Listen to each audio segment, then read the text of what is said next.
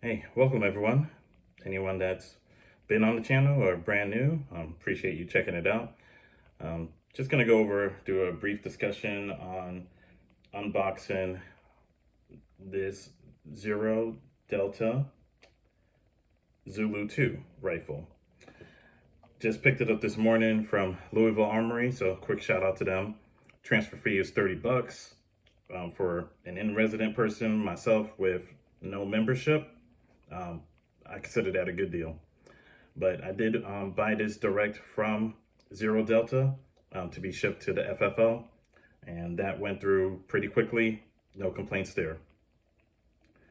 I'm just gonna post the paperwork over here that came from the packet slip from ZRODelta, and kind of read through that as we open the box here and take a look at the firearm. And like I said this morning, I only looked at it when I picked it up, just to make sure I wasn't getting an empty box. But I haven't touched anything else on it, so this will be a first look, first impressions. I have the accessories right over here to the side. I'm actually waiting on a BCM grip to get here within the next couple of days, and I'll do a video putting on the accessories and talking through the accessories that I'll put on, and then I'll probably do like a complete one-to-one for each of the accessories that I do add versus my CMMG Resolute. But let's get to it. I meant for this to be sort of a quick type of impression, but it might border on a few more minutes, so bear with me. So hopefully we'll keep the overall video under 30 minutes or so. But as you see, plain cardboard box, nothing special, which is fine. I don't need any more boxes. If you may have seen in my other previous videos, I got boxes on top of boxes on the end, and just because fancy logos, just save the money. I'm fine with just a regular box. And for people who like boxes, I'm sorry. So first thing first, we have a metal mag. I don't know what's going on lately, but I've been getting a lot of my first metal mags. So this is my first AR metal mag. Can't say I was expecting something different, possibly a Mission First Tactical, perhaps, but cool, metal mags. All right, we're doing this. And I can't immediately tell if this is a 30 rounder. I'm sure it is, but I can find out in a few seconds for sure. But let's just put that down for now. I think I'll probably have to go off screen, count to 28 out of 30 for YouTube for one reason or another, and then confirm. But I'll just tilt this up so you can kind of see inside here for the rifle itself. Here's a card here linking to ZRODelta's social media for Facebook and Instagram. Thank you for your purchase. Thank you. And before operating your new firearm, please scan the code or visit the website below to view the instruction manual, of which I will be doing so. But just in case, if you want to see it, if you end up picking up one, here you go. So you can see the website there. We'll place that down for now. Take care of the tape a little bit over here.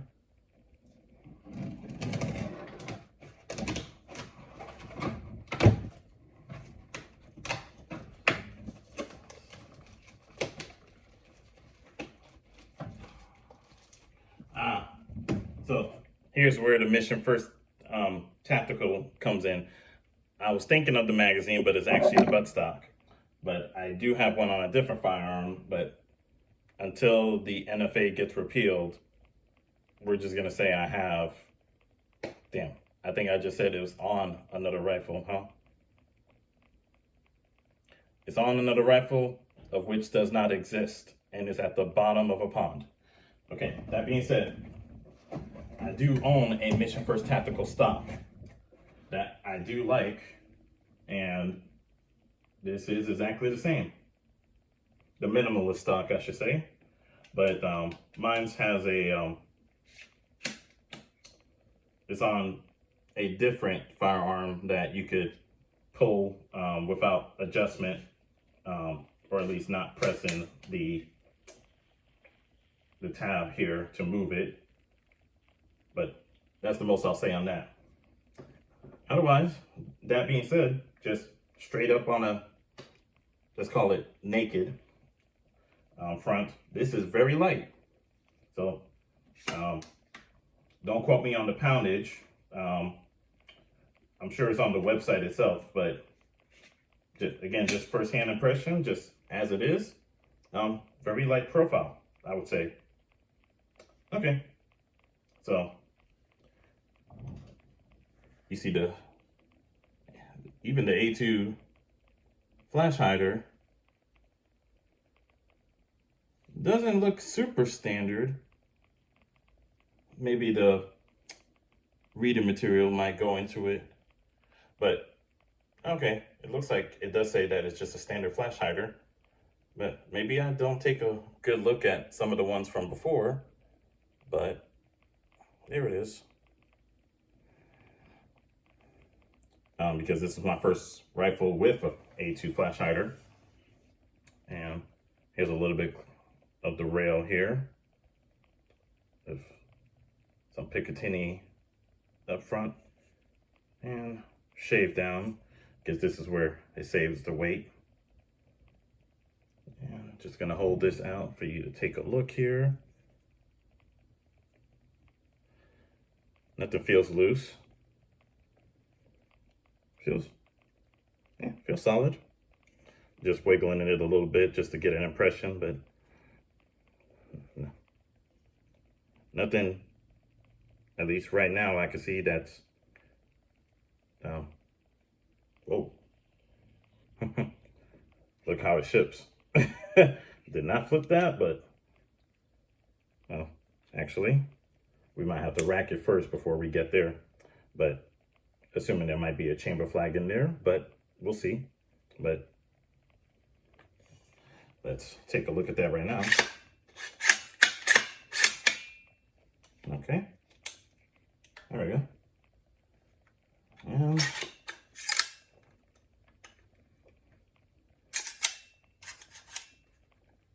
okay. All right, so just lock back the bolt. And got it on safe now. Chamber's clear. So we could just show over here real quick. Yeah, this is the first time I've seen a grip like this. I believe it might be an ergo grip, just off first-hand impression, but I will let you know on that from the paperwork. There you go. And let's flip this around here. And start from the front.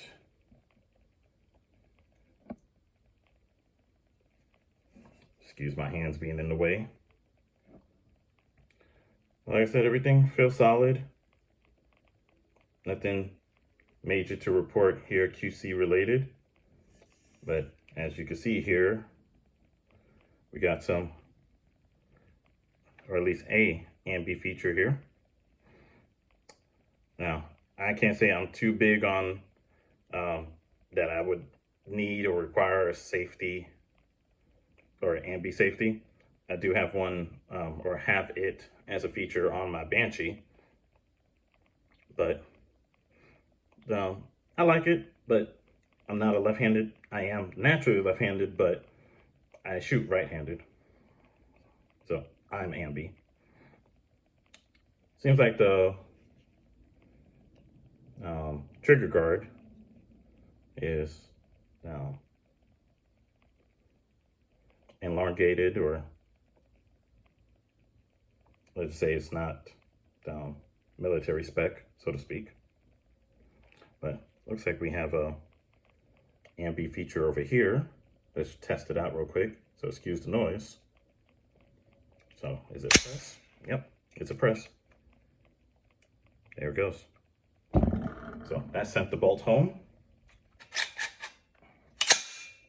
Sorry. trying to see if it also performs a lock back. Or is that limited just to the left side? Huh. Yeah, we might be limited just, I mean, I have to double check, but yeah, I think it's just a bolt release on this side, which, I mean, is doable. Okay. But probably have to fool around with the manual first to get that going. But here we have a another feature I just noted here. I think we got trigger pins over here. So it's good to see. Not that I would not expect it, but and looks like you could punch out the takedown pins by hand too, which I'm a fan of. Not exactly big on trying to use a round or any other tool to try to push out the pins, just because I just like it to be simple that way for my casual purposes. And it looks like we have a staked castle nut here from the factory. Cool. So I think we got empty grip there, but I'm sure someone that does 3D modeling could probably make something to, like my best friend does. So he could probably make something for a storage compartment out of that. Not that I plan on doing so, but just a random thought of mine. But let's go ahead and just hold this up for now and just read through some of its features here. And just in case, actually, let's send it home here. So again, excuse the noise. Okay, and let's get you a trigger press here. And of course, gonna go on fire. Yeah, we're clear. Okay. Single stage.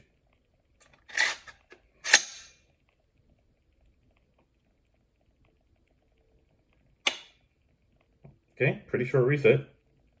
We'll do that again. Hopefully you can see that clear. Okay. It's pretty good. If there was creep, I can't say honestly that I felt, if any at all. And again, the reset, just a little bit there, and yeah, good single stage. I have no complaints on it. Let's go ahead and hold this down and just talk this through a little bit here. So we have a 223 wild chamber, 1 to 8 twist. We have 7075 T6 black anodized, excuse my pronunciation. Machine forgings receivers. We have the 0 trigger group with the ambi selector.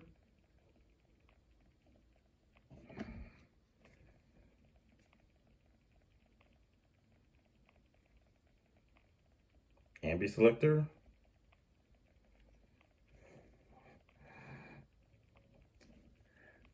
Carbine buffer system.